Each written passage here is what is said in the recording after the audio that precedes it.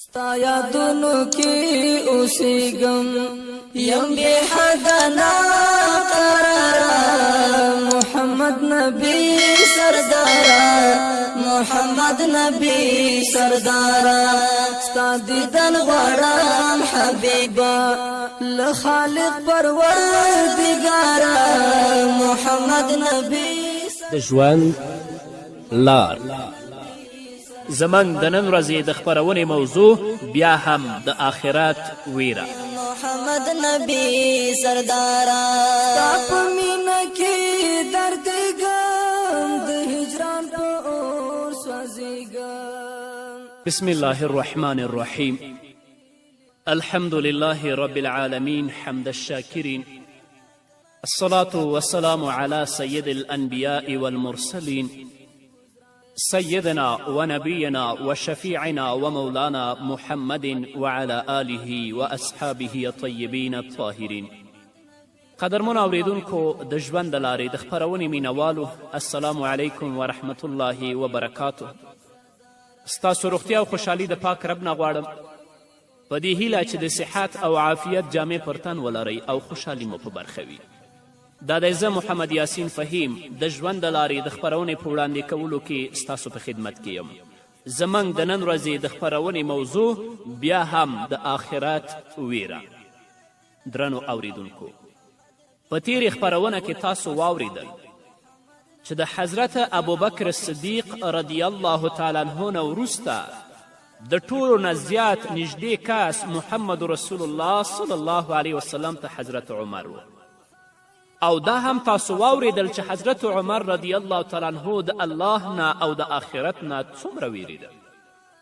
مورخین لیکي چې یو ځلې حضرت عمر فاروق رضی الله تعالی عنه د شام هیواد ته سفر وکړ. د بیرته راتګ وروسته یوازې ګرځېده تر څو د خلکو حالت ځان ته معلوم کړي چې خلک په کوم حالت کې دي. په دې وخت کې امیر المؤمنین سیدنا حضرت عمر فاروق رضی الله تعالی عنه یوې بوډۍ ښځې سره مخامخ شو.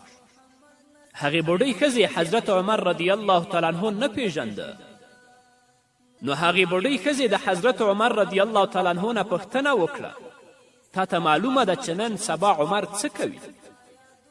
حضرت عمر رضی الله تعالی عنه هغې بوډۍ ښځې ته وایي حضرت عمر اوس له شام څخه بیرته راغلی دی. بوډۍ ویلې الله دې زما په باره کې حضرت عمر ته خیر ورنه کړي. حضرت عمر رضی الله تعالی عنه چې دا ښځی نه پیژني دې بوډۍ ښځې ته وایي ولې حضرت عمر څه کړي دي چې ته ورته وایې چې الله دې زما په باره کې خیر نه ورکوي؟ بوډۍ ویلې له کوم وخت څخه چې هغه خلیفه شوی دی له بیت المال څخه ماته یوه پیسه هم نه ده رسېدلې. حضرت عمر فاروق رضی الله تعالی عنه وفرمیل ابی، عمر ته به ستا حال معلوم نه وي. که ستا حال ورته معلوم وی نو ضرور به تا ته پیسې رالیږلې وی. هغې بوډۍ ویلې سبحان الله، دا تا څه وویل؟ کوم شخص چې خلیفه وي او هغه ته دا څرګنده نه وي چې په ختیځ او لویدیځ کې څه تیریږي، زه داسې کس نشم منلی، داسې امیر او داسې خلیفه نشم منلی. حضرت عمر فاروق رضی الله تعالی عنه چې د بوډۍ دا خبرې واورېدلې، زړه یې د الله او د آخرت له ویرې او د خلافت له مسؤلیتونو څخه په لرزه شو. سترګو یې اوښکې وکړې، ویې ژړلې او په زړه کې ویلې ای عمره، په تا د افسوس وي ستا رعیت له تا سره څومره بحث کوي او هر یو له تا څخه په دین کې ډیر پوهیږي. بیا امیر المؤمنین حضرت عمر فاروق رضی الله تعالی عنه ورته وفرمیل بوډۍ ته ته خپله دعوا په څو پلورې؟ زه به عمر ضرور په هغې باندې راضي کړم. بوډۍ ورته ویلې الله رب العزت دې پر تا رحم وکړي، ورځه په ما باندې ملنډې مه وهه، مسخرې را باندې مه کوه. په پای کې حضرت عمر رضی الله تعالی عنه هغه بوډۍ ښځه په ډیره ښه طریقه وپوهوله او له هغې څخه یې په 10 درهمه دعوا واخیستله. له هغه ځای مخکې روان و چې حضرت علی کرم الله وجهه او حضرت عبدالله ابن مسعود رضی الله تعالی عنه راغلل. هغوی عمر رضی الله تعالی عنه ته د امیر المؤمنین په ویلو سره سلام وکړه. بوډۍ ته چې معلومه شوه چې دی پخپله امیر المؤمنین عمر دی نو زیاته وویرېدله. حضرت عمر رضی الله تعالی عنه هغې ته ډاډ ورکه او وی فرمایل ابی، ته له هیڅ خبرې مه ویرېږه او مه خفه کیږه، تا چې څه ویلي دي بلکل هغه سم دي. وروسته امیر المؤمنین حضرت عمر فاروق رضی الله تعالی عنه د یوې څرمنې په ټوټه داسې ولیکل بسم الله الرحمن الرحیم عمر له فلانۍ بوډۍ څخه د خپل خلافت له پیل څخه تر دې دمه هر ډول دعوا په 10 درهمه وپیرودله اوس که چیرې د قیامت په ورځ د الله په حضور کې کومه دعوا وکړي زه له هغې څخه بری یم علي او عبدالله رضی الله عنهم په دې خبره باندې ګواهان او شاهدان دي وګورئ درنو اوریدونکو د امیر المؤمنین حضرت عمر فاروق رضی الله تعالی عنه شان شوکت ته چې الله رب العزت د محمد رسول الله صلی الله علیه وسلم په ژبه هغه ته د جنت زیری ورکړی خو بیا هم د الله رب العزت نه او د آخرت نه څومره ویریږي راشه د نن ورځې عمرا حکما وزیران وکیلان او رئیسان وګوره چې د دوی په زړه کې د الله ویره او د آخرت ویره پرته ده په څه بدبختیو په څه فسادونو په څه غصب و رشوت و حرامو کې گرفتار دي دوی به د آخرت په ورځ الله ته څه ځواب وایي همدارنګه یوه ورځ امیر المؤمنین حضرت عمر فاروق رضی الله تعالی عنه په کوم خاص دولتي کار کې مصروف و یو سړی راغی د امیر المؤمنین رضی الله تعالی عنه په خدمت کې حاضر شو او ویل چې فلانی سړي له ما سره زیاتی کړی دی او ای عمره ته ورشه او له هغه څخه زما بدل واخله د دې سړي په بې وخته راتګ سره د حضرت عمر رضی الله تعالی عنه په کار کې سکتګي راغله حضرت عمر په غصه پاڅېده او هغه یې په دوره ووهه او وی فرمیل کله چې زه د دې په خاطر کینم چې له کومو خلکو سره زیاتی شوی وي او هغوی راشي او زه د هغوی فریاد واورم نو خلک نه راځي او کله چې زه په نورو کارونو بوخ شم بیا خلک راځي او فریاد کوي هغه سړي چې د حضرت عمر رضی الله تعالی عنه اخطار واورید بیرته ولاړه خو د لږ ځنډ وروسته د حضرت عمر فاروق رضی الله تعالی عنه اعصاب آرام شو نو خپله په خپل ځان ډیر افسوس وکړه چې د الله په مخ کې او د آخرت په ورځ به د الله رب العزت ته زه څه ځواب ورکوم ښه خبره دا ده چې هغه سړی په دنیا کې خپل بدل واخلي او هغه سړی حضرت عمر را وغوښت کله چې هغه راغی نو امیر المؤمنین حضرت عمر فاروق رضی الله تعالی عنه دوره د هغه په مخ کې کیښودله او ورته یې وویل دا دوره واخله او په څه ډول مې چې ته وهلی په هماغه طریقه باندې ما هم ووهه هغه سړي عرض وکړه ای امیر المؤمنینه هیڅکله هم له ما څخه داسې بې ادبي نشي کیدلی ما د الله رب العزت لپاره خپل حق در وبخه د دې سړي په بخلو سره بیا هم د حضرت عمر رضی الله تعالی عنه زړه مطمئن نشو په دې ډول د الله رب العزت ویره او د آخرت فکر د ده په زړه کې ځای ونیوه کور ته ولاړه 2 رکعته مونځ یې ادا که بیا یې خپله په دې ډول د ځان په ملامتولو پیل وکړه ای عمره ته ډېر ټیټ وې الله رب العزت درته عزت درکه او په اختیار یې ونازولې مسلمان یې کړي او ستا دا حال دی چې یو سړی تا ته خپل فریاد راوړي او ته هغه په وهلو باندې شړې که سبا د الله رب العزت په وړاندې د دې زیاتي پوښتنه در څخه وشي نو څه ځواب به ورکوي ګورئ د حضرت عمر شان ته چې په واقعیت کې زیاتی هم نه دی خو بیا یې هم امیر المؤمنین حضرت عمر رضی الله تعالی عنه نشي زغملی د آخرت نه ویریږي د الله رب العزت د حساب او د کتاب نه ویریږي دې ته تیار او آماده دی چې دا سړی خپل انتقام او خپل غچ مانه په دنیا کې واخلي چې د آخرت په ورځ د الله په حضور کې جواب نشم ورکولی راشئ د نن ورځ عمراو د نن ورځ رئیس جمهورانو د نن ورځ وکیلانو د نن ورځ رئیسانو د نن ورځ وزیرانو د امیر المؤمنین حضرت عمر فاروق رضی الله تعالی عنه مبارک ژوند مطالعه کړئ تاسو سره به الله په آخرت کې څه معامله کوي نن ورځ ټول چې په فساد اخته یو په بدبختي اخته یو د خپل ژوند هم په معصیت کې تیریږي لوی لامل یې دا دی چې زموږ په زړونو کې د الله ویره نشته زموږ په زړونو کې د آخرت ویره نشته که د آخرت ویرې ته او د الله ویرې ته په خپلو زړونو کې ځای ورکړو کله به هم په ناروا لاس پورې نه کړو همدارنګه درنو اوریدونکو حضرت عمر رضی الله تعالی عنه به د خپل خلافت په دوران کې د شپې ګرځېده که چاته څه تکلیف وي هغه تکلیف ترې لرې کړي او د لرې کولو هڅه یې وکړي یوه شپه په ګرځېدو له مدینې منورې څخه لرې تللی و هلته یې ولیدل چې یوه ښځه څه پخوي او 2-3 ماشومان ورته ناست دي او هغه 2-3 ماشومان د خپلې مور ته ژاړي عمر رضی الله تعالی عنه له ښځې څخه د حال پوښتنه وکړه نو امیر المؤمنین حضرت عمر ته څرګنده شوه چې د خوراک لپاره څه نه لري او ماشومان له ولږې څخه کړیږي. مور یې د هغوی د تسلي په خاطر خالي کټه وه په نغري ایښې ده، پکې اوبه اچولي دي او زمنو ته دا وایي چې زه تاسو ته ډوډۍ تیاروم. حضرت عمر رضی الله تعالی عنه چې کله دا حال ویني، په همدې وخت کې د خوراک د سامان راوړلو په خاطر مدینې منورې ته راځي. حضرت عمر رضی الله تعالی عنه د خوراک سامان په خپلو اوږو ږدي او روانیږي. د حضرت عمر رضی الله تعالی عنه غلام ورته وایي چې زما په شتون کې تاسې ولې بار اوچتوئ؟ ما ته یې راکړئ، زه یې په شا کوم، زه وړم. حضرت عمر رضی الله تعالی عنه ورته فرمایي نن به ته زما بار پورته کړې، خو سبا به د قیامت په ورځ زما بار څوک پورته کوي؟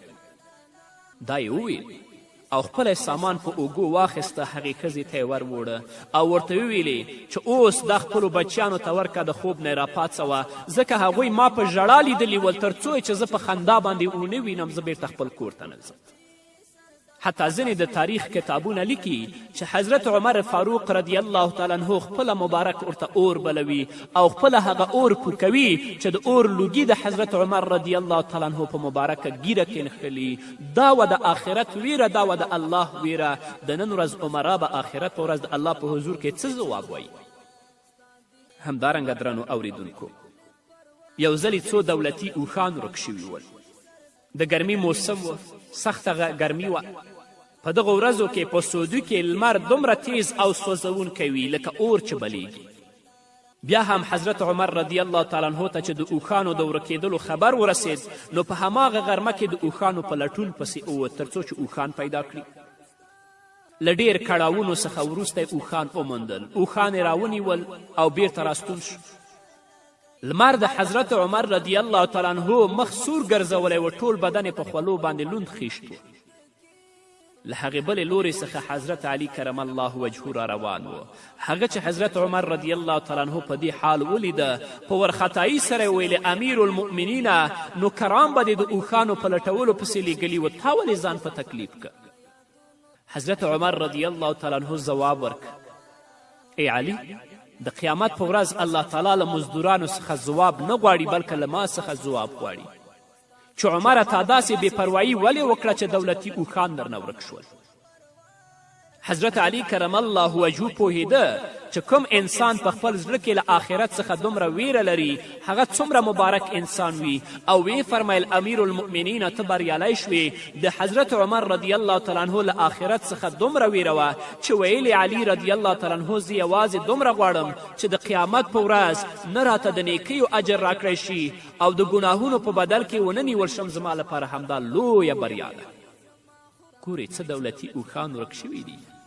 امیر المؤمنین حضرت عمر رضی الله تعالی عنه خپله پسې راوځي، د هغو په لټون باندې بوخت دی تر څو چې هغه پیدا کړي. نن ورځ چې په میلیونونو روپۍ په دې حکومت او په دولت کې ورکیږي، غاصبین ځمکې غصب کوي، د خلکو حقوق تر خېټو لاندې کوي، دا خلک به د الله په حضور کې څه ځواب وایي؟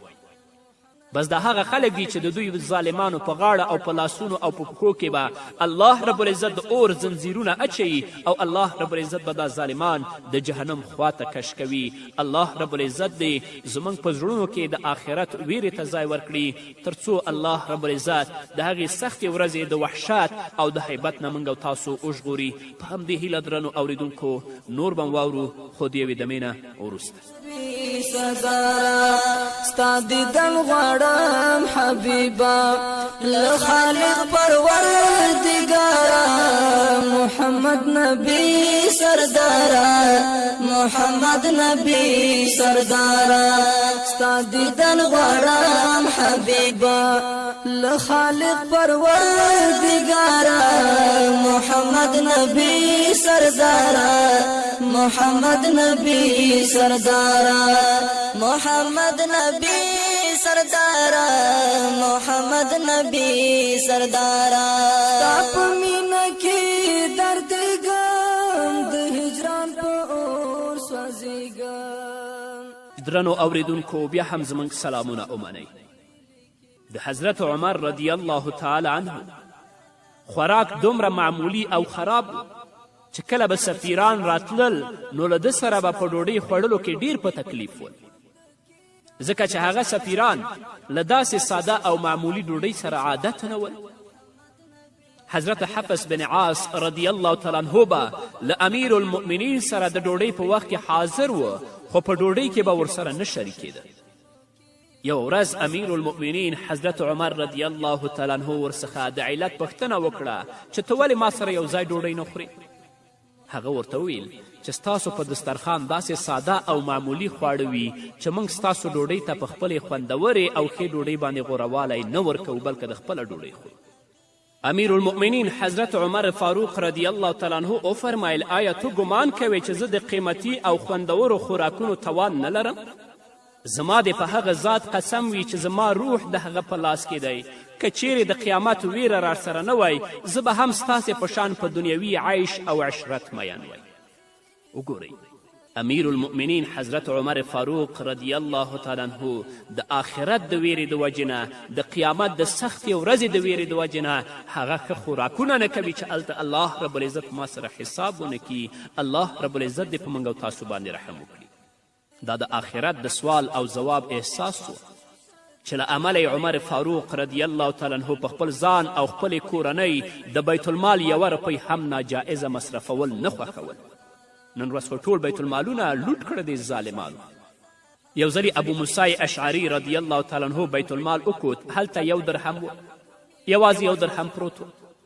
هغه په دې ګمان چې دا دلته ولې پروت دی هغه یې راواخیست او د حضرت عمر رضی الله تعالی عنه یو زوی ته یې ورکړ.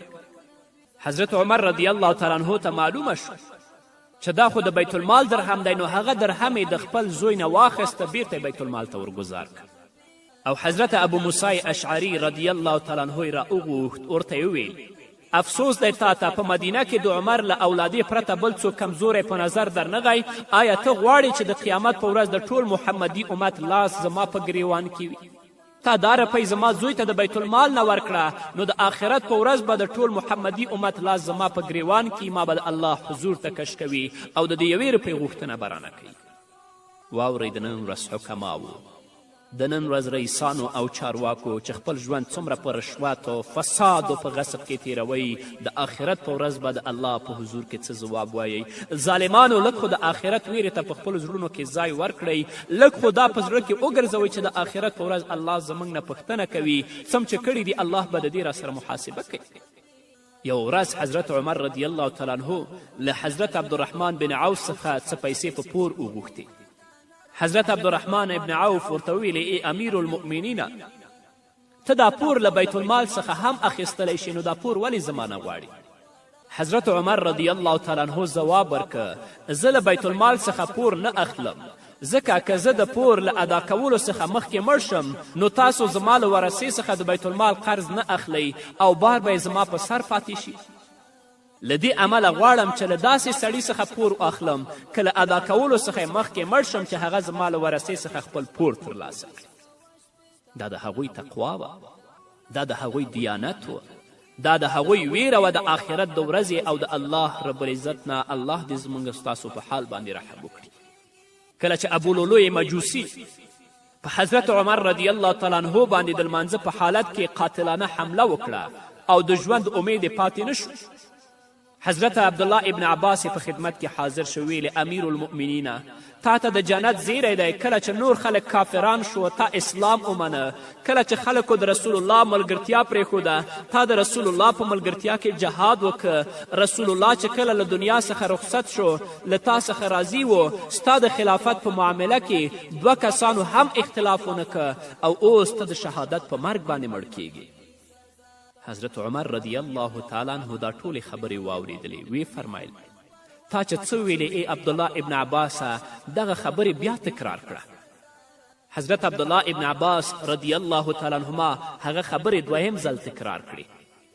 حضرت عمر رضی الله تعالی عنه ټولې خبرې واورېدلې، وی ویل په هغه الله مې دې قسم وي چې پرته له هغه بل معبود نشته. په ځمکه چې څومره سره زر او سپین زر موجود دي هغه ټول دې ماته په لاس راشي، بیا هم د راتلونکې ورځې له ویرې د خلاصون لپاره به زه هغه ټولې په فدیه کې ورکړم. د حضرت عمر شان ته ګورئ، د حضرت عمر شوکت ته ګورئ چې محمد رسول الله هغه ته د هغه په ژوند کې د جنت زیری ورکړی، خو بیا هم وایي چې په دنیا کې چې څومره سره زر دي او سپین زر دي که دا ټول زما لاس ته راشي او په دې باندې زه د آخرت د ورځې د حساب نه خلاصېږم دا به ټول خلکو ته فدیه کړم ورمې کړم. د قیامت د ورځې حساب او کتاب او د دې ورځې جزا او سزا داسې شی دی چې حضرت عمر رضی الله تعالی عنه دا غنیمت ګڼله که هغه جنت له تللی نشي نو لږ تر لږه د دوزخ له عذاب څخه وژغورل شي. کله چې د حضرت عمر رضی الله تعالی عنه د وفات وخت رانږدې شو یو سړی ورته راغی او ورسره کیناست او د ده د زوی د حضرت عبدالله د علم او تقوا ستاینه یې وکړه او ویې چې هغه په خپل ځای وټاکي یعنې ستا نه وروسته د عبدالله خلیفه وي. حضرت عمر رضی الله تعالی عنه وفرمایل ته خوار شي په دې وړاندیز کې ستا نیت ښه نه دی. زه داسې څوک په خپل ځای وټاکم چې هغه خپلې ښځې ته په سمه توګه طلاق هم نشي ورکولی. اوس ماته د مسلمانانو په کار کې د لاسوهنې اړتیا نشته.